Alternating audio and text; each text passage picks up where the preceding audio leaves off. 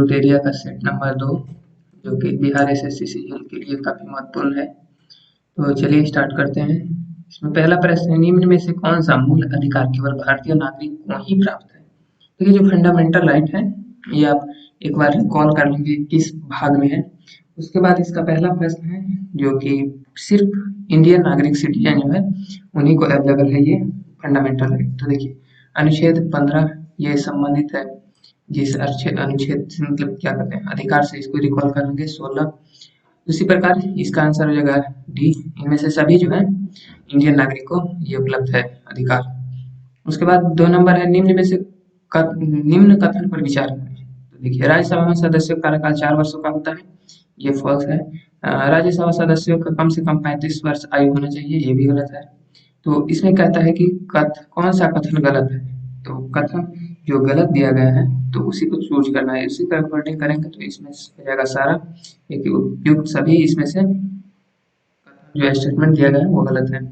और तीसरा नंबर चलते हैं, धन विधेयक राज्यसभा को अधिकतम कितने दिनों तक रोक सकता है?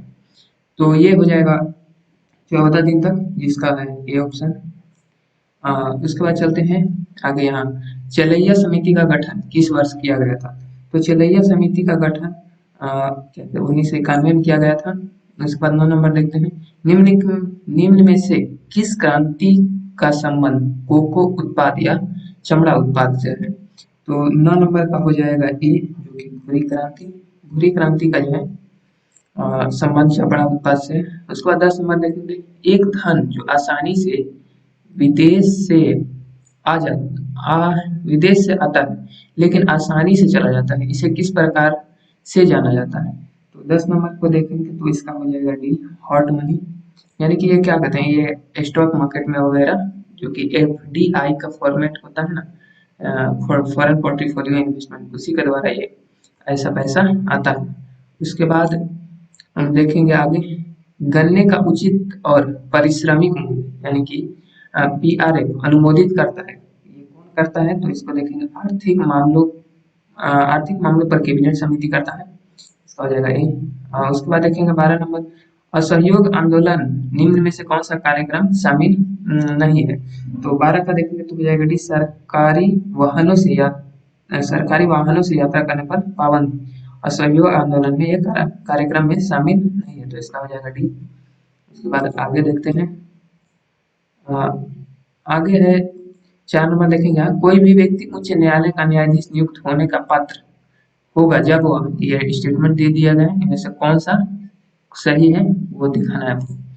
तो ये स्टेटमेंट के अकॉर्डिंग देख लेंगे जो कि हो जाएगा इसका केवल एक, जो कि भारत राज्य क्षेत्र में कम से कम 10 वर्ष तक न्यायिक पद पर धारण हो व्यक्ति, वही इसके लायक होगा जो उच्च न्यायालय के न्यायाधीश नियुक्त हो सकता है। ठीक है, आगे चलते हैं 5 नंबर, वित्तीय आपात उद्घोषणा का अनुमोदन करने वाले संकल्प सदन के दोनों सदनों में कितने माह के भीतर होना चाहिए?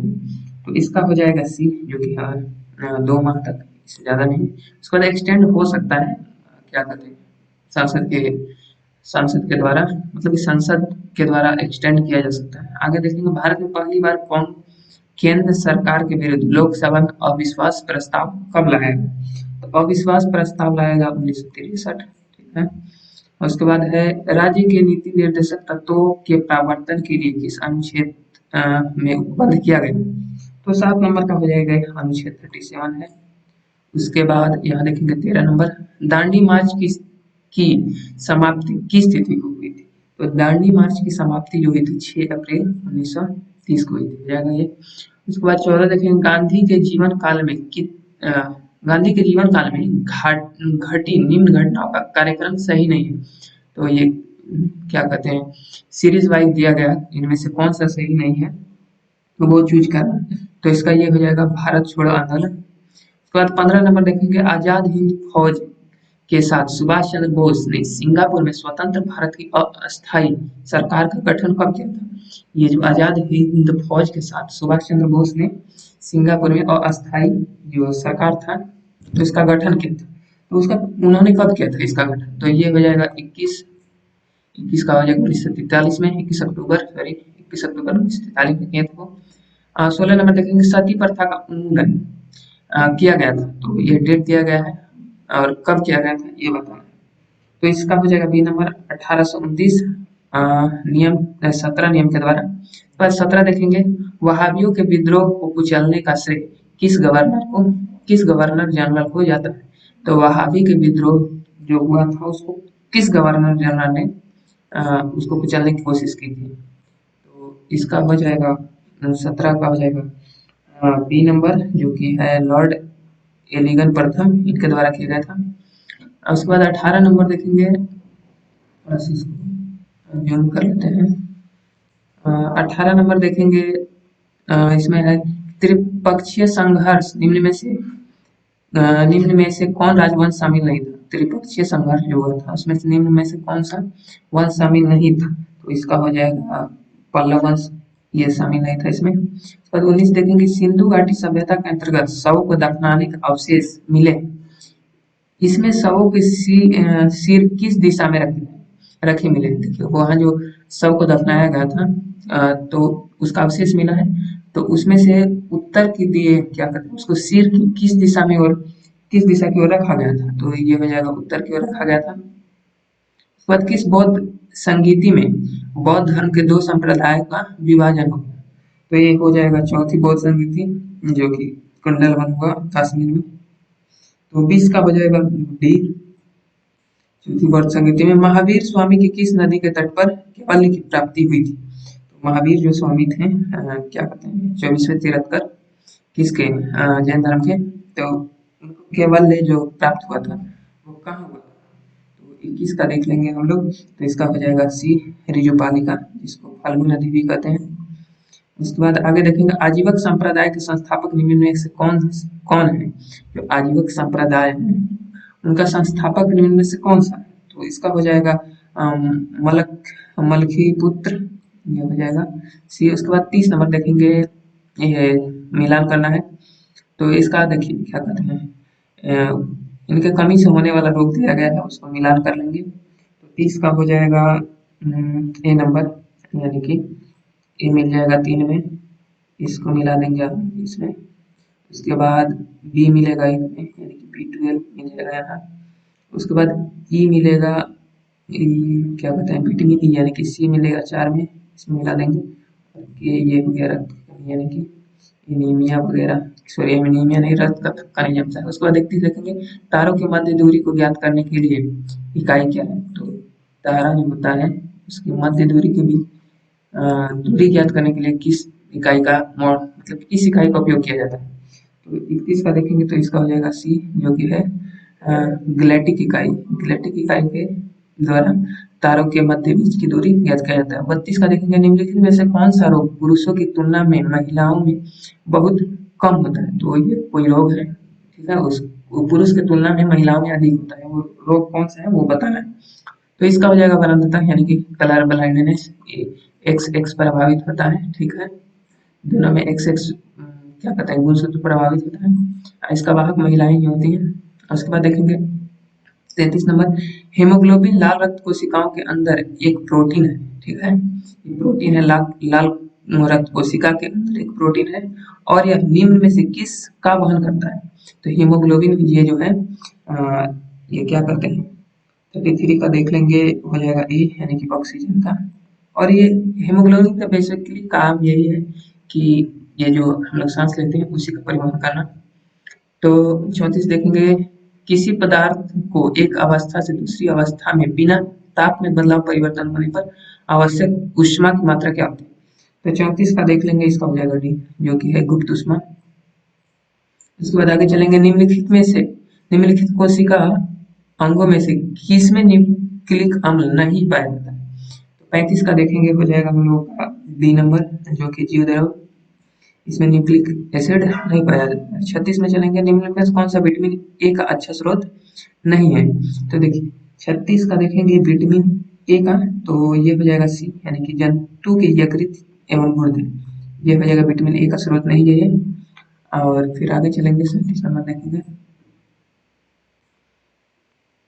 37 नंबर देख लेते हैं।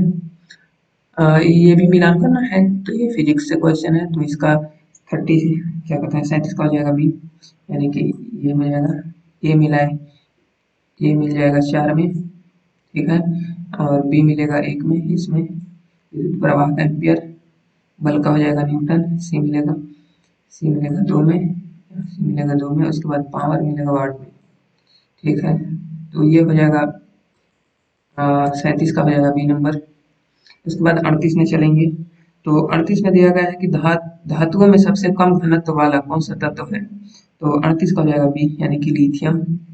ये मेटल में ये सबसे कम डेंसिटी होता है इसका। और 29 नंबर यहाँ से देख लेते हैं। 29 नंबर में है कि निम्नलिखित में से कौन सा एक अच्छे ईंधन का गुण नहीं है, तो अच्छे ईंधन का गुण क्या होता है, तो जलने पर ज्यादा अवशिष्ट न बचे और हानिकारक गैसों का उत्सर्जन नहीं होना चाहिए, ये ऐसा अवगुण है उनका, यानी कि ये गुण नहीं है।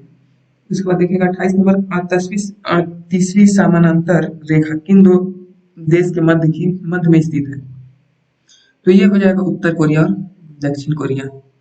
उसके बाद 27 नंबर देखेंगे, निम्नलिखित में सम्मिलित करना है, ये क्या कहते हैं विद्युत ग्रिड या परमाणु विद्युत ग्रिड मिलाना है, तो 27 का हो जाएगा भी, यानी कि ये जो है ये सुमेलित नहीं है, यानी कि अ, ये जो है सुमेलित नहीं है। उसके बाद अभी देखेंगे दसवां किस शासक के दरबारी चित्रकार था, तो ये जो चित्रकार थे ये किस शासक के दरबारी थे, तो इसका हो जाएगा बी नंबर, जो कि है अकबर।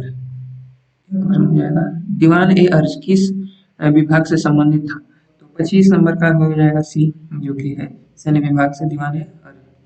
मुगल काल में मुहद्दिस कौन था, मुगल काल में मुहद्दिस कौन था, तो ये हो जाएगा डी, यानी कि अजलान अधिकारी।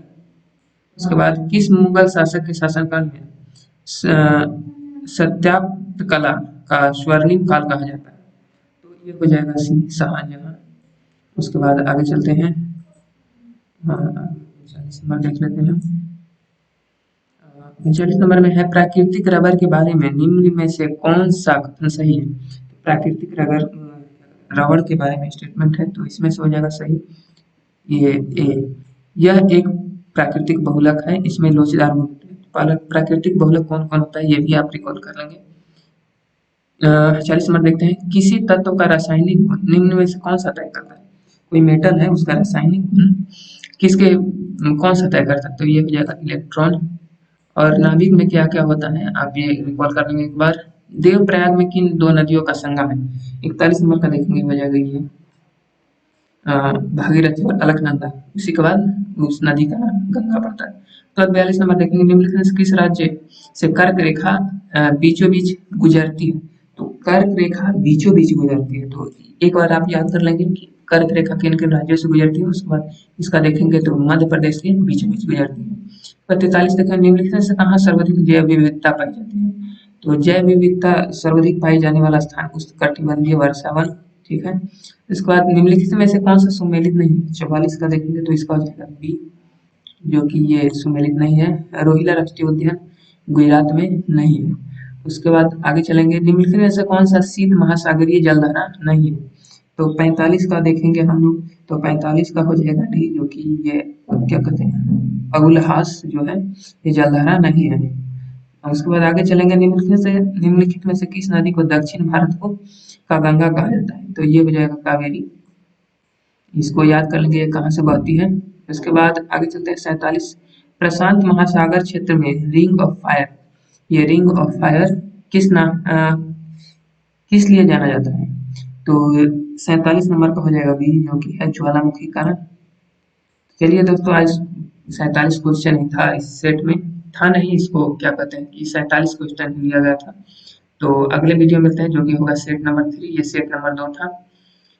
तो फिर अगले वीडियो के लिए तैयार कीजिए ताकि आपका तैयारी अच्छी तरह से हो सके।